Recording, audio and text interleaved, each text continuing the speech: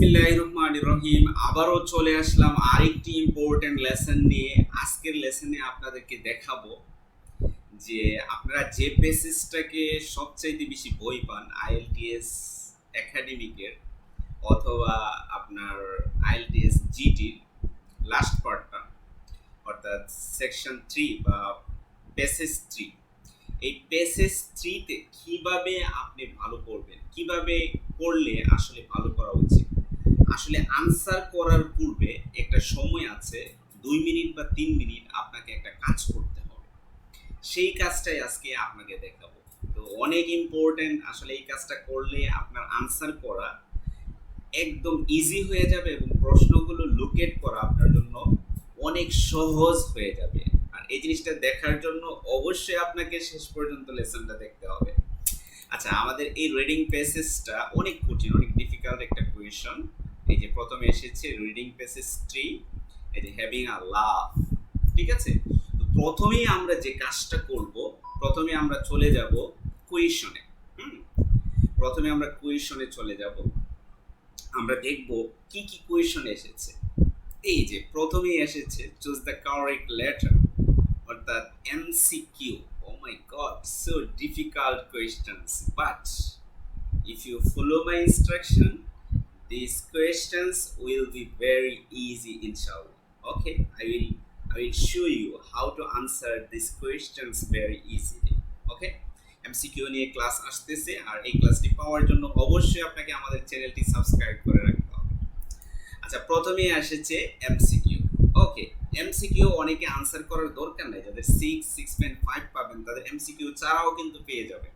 আর যারা 7 বা 7+ পেতে চান তাদের জন্য কিন্তু এমসিকিউ আনসার করতে হবে। ঠিক আছে, তো প্রথমে এমসিকিউ এসেছে, এরপরে আমরা দেখব কি কোয়েশ্চেন এসেছে, যে সামারি এসেছে। সামারি কিন্তু আপনি 100 থেকে 90% এবং 100%ও আনসার করা পসিবল।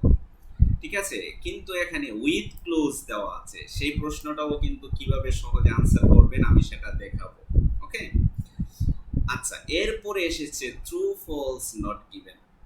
ট্রু ফলস নট গিভেনে কিন্তু আপনি 100% আনসার করতে পারবেন। আচ্ছা, আমরা বেসিসটা শুরু করার আগে, এই কোয়েশনগুলো আনসার শুরু করার আগে আমরা যে কাজগুলো করব, যে কাজগুলো করলে আপনার জন্য ইজি হয়ে যাবে, সেই কাজগুলোই আমি আপনাদেরকে দেখাচ্ছি।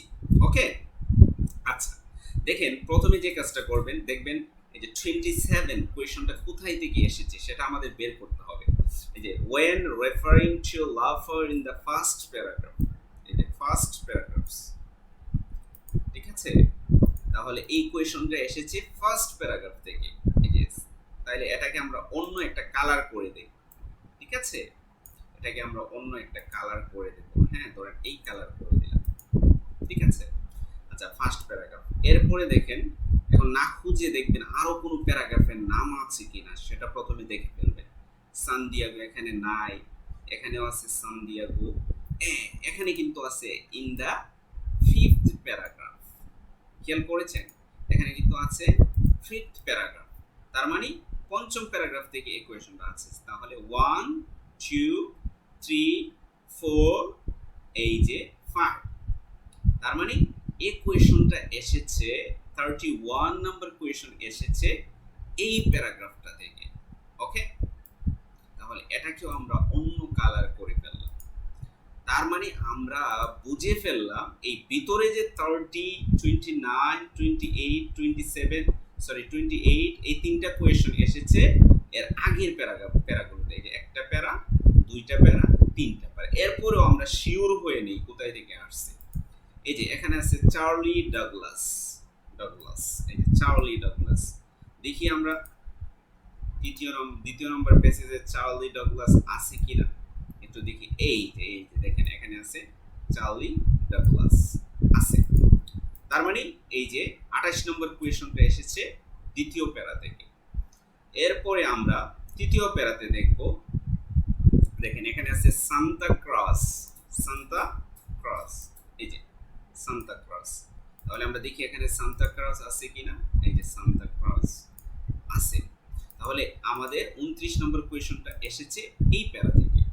ওকে, আচ্ছা, এরপরে দেখি আমাদের এরপরের কোয়েশনটা সান দিয়াগো। সান দিয়াগো কোথায় আছে? এই যে দেখেন এখানে আছে সান দিয়াগো। আশা করি বুঝতে পারছেন কিভাবে লোকেট করবেন, কিভাবে আসলে তৃতীয় নম্বর প্যাসেজটাকে খেলা যায়, কিভাবে আপনি এই প্রশ্নগুলো লোকেট করবেন, আনসার করাও শিখাবো, চিন্তা করবেন না, ইজি হয়ে যাবে। তবে যে কোনো কোয়েশন আনসার করতে গেলে অবশ্যই আপনাকে কিছু স্কিল গ্যাদার করতে হবে। সেই স্কিলগুলো যে টিচারে ভালোভাবে পড়াবে, যে টিচারে আপনাকে একটা একটা শব্দ করে শিখাবে, সেই টিচারের কাছে কিন্তু আপনাকে আইএলটিএস করতে হবে। হ্যাঁ, আইএলটিএস করার জন্য আমি মনে করি যে একজন ইনস্ট্রাক্টর থাকা দরকার। আমরা আমাদের আইএলটিএস এন্ড গো থেকে পুরো বাংলাদেশে আমরা সার্ভিস প্রোভাইড করছি। যদি আমাদের কাছে করতে চান, স্ক্রিনে দেওয়া নম্বরে অবশ্যই আপনারা যোগাযোগ করবেন। তাহলে আমাদের এই কোয়েশনটা কোথায় থেকে এসেছে? এই প্যারা থেকে এসেছে। তাহলে আমরা এমসিকিউ কোথায় থেকে আসলো আমরা কিন্তু পেয়ে গেলাম। এখন আমরা চলে যাব এর পরের কোয়েশনগুলো, অর্থাৎ আমরা দেখব সামারিটা কোথায় থেকে আসছে। তাহলে এই প্যাসেজগুলো যদি এই প্যারাগ্রাফগুলো থেকে যদি আমাদের এমসিকিউ আসে, তাহলে সামারি অবশ্যই কোথায় থেকে এসেছে আমরা একটু দেখি। ঠিক আছে, সামারি কোথায় থেকে আসছে একটু আমরা দেখব। আচ্ছা, এখানে দেখেন আছে হচ্ছে এই যে অস্ট্রেলিয়ান ন্যাশনাল ইউনিভার্সিটি, এখানে আছে। আচ্ছা, এখান থেকে আছে হচ্ছে এই যে দেখেন ভিডিওস, 3 ভিডিওস, ঠিক আছে, ভিডিওস। আবার এখানে আছে সেকেন্ড স্টাডি। তাহলে আবার এখানে আছে ডেভিড চ্যাং লো ওয়াং। এই কয়েকটা শব্দ আমরা নিলাম, আমরা লোকেট করার জন্য এই শব্দগুলো নিলাম। ঠিক আছে, এই যে এখানে আছে দেখেন অস্ট্রেলিয়া ন্যাশনাল ইউনিভার্সিটি, তার মানে এর কাছাকাছি আমাদের আনসারটা আসতে পারে।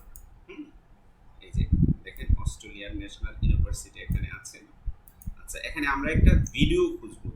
ভিডিও কোথায় আছে একটু, এখানে সবটি ওয়ার্ড পরে পরে যাবেন না, এভাবে যাবেন, উচ্চারণ না করে এভাবে যাবেন। ভিডিও কোথায় আছে খুঁজবেন, ভিডিওটাকে তারা প্রেস করবেন। এই যে এখানে আছে ভিডিও। ঠিক আছে, তার মানে কোয়েশনটা কিন্তু এখান থেকেই আসতেছে। আচ্ছা, এরপরে দেখেন এখানে আছে আ সেকেন্ড স্টাডি। ঠিক আছে, আ সেকেন্ড স্টাডি কোথায় আছে একটু আমরা দেখি। এই যে স্টুডেন্ট, এই যে এটা কিন্তু একটা থেকে আলোচনা করছে, আবার এটা কিন্তু হয়তোবা আরেকটা প্যারা থেকে আলোচনা করতে পারে। আমরা সেকেন্ড স্টাডি দেখি। এই যে দেখেন এখানে চলে আসছে সেকেন্ড স্টাডি, তার মানে এই যে কোয়েশনগুলো এখান থেকে আসছে। একটু উল্টাপাল্টা হতে পারে, এদিক সেদিক হতে পারে, আগে পরে হতে পারে সামারির মধ্যে, কিন্তু most of the question sequence maintain করে। তাহলে আমরা বুঝে ফেললাম যে এখান থেকে এই প্যারা মিলে সামারিটা এসেছে। এখন আমরা চলে যাই ট্রু ফলস নট গিভেন। এই যে সান্তা ক্লাউস, তাহলে সান্তা ক্লাউসটা কোথায় পড়েছিলাম বলেন? ওইখান থেকে এটা এসেছে। অনেক সময় মনে রাখবেন যে প্যাসেজ 3 তে যে ট্রু ফলস গুলো আসে সেটা এক এক জায়গা থেকে এক একটা দেওয়া হয়। যেমন এই যে সান্তা ক্লাস কোথায়? এই যে এটা পড়ে ফেলবে, কিন্তু আনসার করার পূর্বেই এইভাবে আপনাকে প্রথম 2 মিনিট কি করতে হবে। এই যে সান্তা ক্লাস, এখান থেকে আমাদের 37 কোয়েশনটা এসেছে। এখন আমরা আনসার করব কি? এমসিকিউ পড়ার সময় আমরা কি করব, এই কোয়েশনটা আনসার করে ফেলব। আবার দেখেন এখানে আছে সান দিয়াগো।